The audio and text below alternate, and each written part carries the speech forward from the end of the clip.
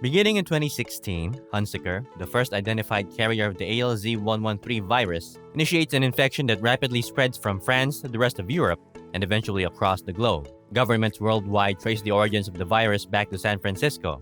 As nations scrambled to find a cure, their efforts prove futile. The virus triggers declarations of martial law in many countries, leading to widespread civil unrest, power outages, and millions of deaths. Ultimately, the virus causes the collapse of human civilization and the economic downfall of every nation. A decade later, Caesar governs a new generation of apes in a community located in Mirror Woods Park. His group includes old comrades from the ape sanctuary like Rocket and Maurice, as well as Koba, a scarred bonobo previously subjected to experiments at Genesis. Caesar leads the apes on a deer hunt, during which his adolescent son, Blue Eyes, is attacked by a grizzly bear. Though injured, Blue Eyes is saved by Caesar and Koba. Later, Caesar returns to the apes' newly built village, where his sick wife has just given birth to a newborn son. Blue Eyes and Ash, Rocket's son, encounter a small group of armed human survivors in the forest led by a man named Malcolm. In a panic, Carver, a member of the group who deeply distrusts the apes, shoots and wounds Ash. Caesar and the other apes quickly appear, ordering the humans to leave the forest, but he sends Koba and two other apes to follow them. It is soon revealed that a group of humans, genetically immune to the virus, has established a secure haven inside a partially constructed tower in the heart of post-apocalyptic San Francisco. The ape council debates whether to wage war against the humans after the attack on one of their own. However, Caesar opposes the idea, arguing that the apes have achieved too much to risk losing it all in a war. Koba, expressing gratitude for his liberation from human torture, pledges to obey Caesar, but insists that the apes must show strength, to which Caesar agrees. The next day, Caesar leads the ape army to confront the humans at the tower. To the surprise of the humans, Caesar speaks, declaring, "Apes do not want war, but will fight if we must." He orders the humans to stay within their territory while the apes remain in theirs. Caesar personally warns Malcolm, the co-founder of the safe haven, to never enter ape territory again. After returning Malcolm's son's satchel, the apes depart.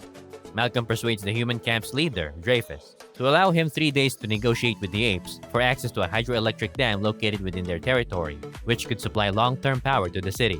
Though Dreyfus reluctantly agrees, he remains distrustful of the apes and prepares for war by arming the survivors using weapons from an abandoned armory, in case Malcolm fails to return. Malcolm and his team head toward ape territory, while he instructs them to wait while he goes in alone, warning them to leave if he does not return within an hour. Upon entering the ape village, Malcolm is spotted by a gorilla named Luca, who alerts the others and captures him. The apes bring Malcolm to Caesar, where he explains why he disobeyed Caesar's order to stay away. Koba urges Caesar to kill Malcolm immediately, but Malcolm pleads for his life, offering to let them kill him if he poses any threat. Recognizing the possibility of peace between the species, Caesar allows Malcolm to work on the dam's generator, on the condition that the humans surrender their weapons and work unarmed. Despite Caesar's attempts to teach his son, Blue Eyes, about the good in humans, his efforts are unsuccessful. Meanwhile, as Malcolm, his wife Ellie, and son Alexander work on the dam, they begin to bond with the apes. Trust between the two groups is temporarily shattered when Carver threatens Caesar's sons with a concealed weapon.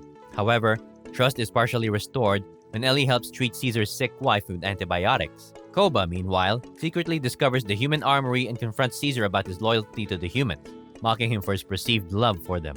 Caesar severely beats Koba for his disrespect, but ultimately forgives him, citing his law that ape not kill ape.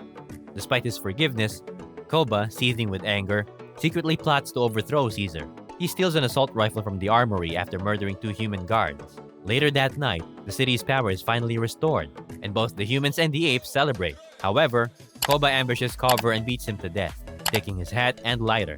He then instructs his hench apes, Gray and Stone, to set the apes' village on fire.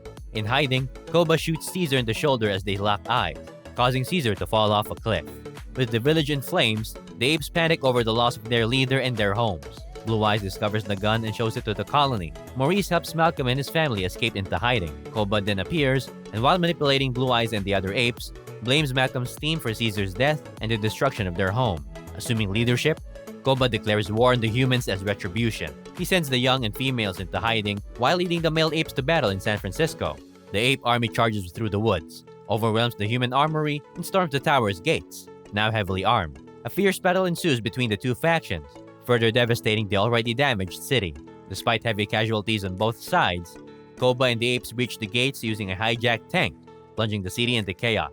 Many humans are killed or captured, while Dreyfus retreats underground. The next morning, The apes pursue fleeing humans into a building, hunting down as many defenseless people as they can.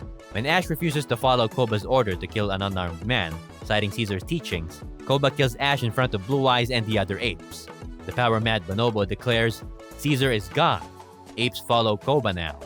He then orders the apes to imprison all the humans in containment units, intending for them to know life in a cage. In a bus adjacent to the human cages, Blue Eyes finds Maurice, Rocket, Luca, and several others who have been jailed by Koba, suspecting them of remaining loyal to Caesar. Maurice advises Blue Eyes to protect himself as Koba orders the apes to capture any remaining free humans in the city. Malcolm, Ellie, and Alexander, who have been hiding from the rampaging apes, eventually find Caesar barely alive. Caesar informs them that it was Koba, not Carver, who shot him. The humans gather Caesar up and transport him to San Francisco, now under ape control. Caesar guides them to his former home, where Malcolm's family learns about Caesar's upbringing with humans. Ellie observes Caesar's worsening condition and realizes he needs medical treatment, but her supplies are in the city. Malcolm volunteers to retrieve them. Navigating through the city while avoiding patrolling apes, Malcolm successfully obtains the medical supplies. He encounters Blue Eyes and convinces him to spare his life, telling him that Caesar is still alive. Malcolm returns to the Rodman house with Ellie's supplies and brings Blue Eyes with him to see Caesar. Ellie proceeds to treat Caesar as he and Blue Eyes embrace, updating each other and forgiving one another. While Caesar rests, his son discovers a picture of Caesar and Will Rodman together. When Caesar awakens, he reflects on his previous belief that apes were superior to humans, realizing now that both races are more alike than he had thought. Blue Eyes helps his father by freeing the humans and the apes who remain loyal to Caesar. While a nostalgic Caesar examines mementos from his childhood, the freed apes join Caesar, and Malcolm guides them through the city's subway. They are forced to separate when Malcolm reunites with Dreyfus and his remaining men.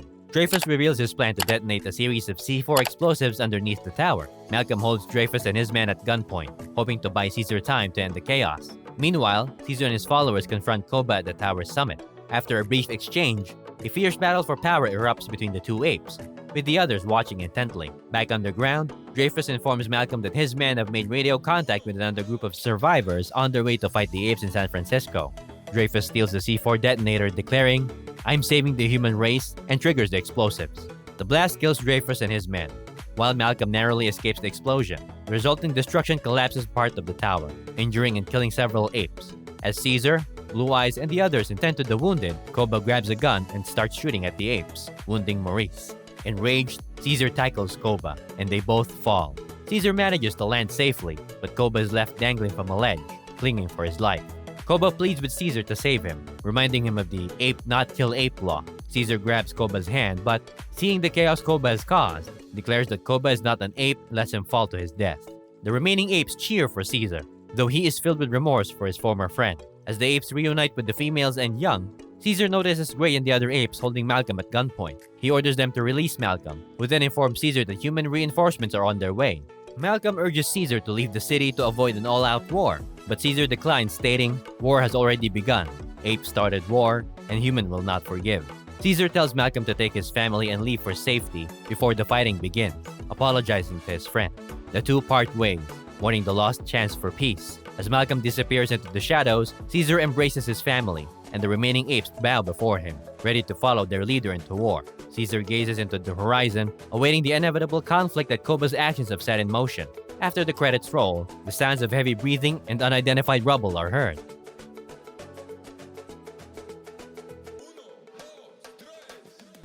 While Dawn of the Planet of the Apes is being celebrated as a blockbuster, calling it that doesn't fully capture its depth. In fact, labeling it as just a blockbuster doesn't do it justice. The pacing is impeccable, prioritizing the ape's story, as it should, while also giving careful attention to the humans and their desperation they've endured over the years. The film makes a powerful statement about how the apes have become stronger than the human race, simply because they can thrive off the land with little effort. I love this detail because it's so profoundly true. Though it's just a brief line of dialogue, it carries significant weight, highlighting how the once powerful and dominant human race now appears fragile.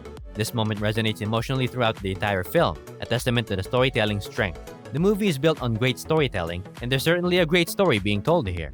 Embedded within this narrative is a stunning display of special effects that create a breathtaking visual experience. This film showcases some of the best uses of CGI, blended seamlessly with real environments that I've ever seen. The apes come alive on screen in a way that almost seemed impossible, and when they start baring their fangs and shouting orders, it sent chills down my spine. Their deep, commanding voices were a thing of beauty. Every time Caesar spoke, the entire theater fell silent. It was absolutely thrilling. The action sequences were flawless and captivating, delivering intense thrills while still tugging at the heartstrings. Director Matt Reeves truly outdid himself with this film. Thank you very much for watching the whole video. And if you have a movie or TV show that you want us to cover, just comment it down below. We'll make a video of it in the future. Don't forget to like and subscribe. Check out our playlist for more recaps.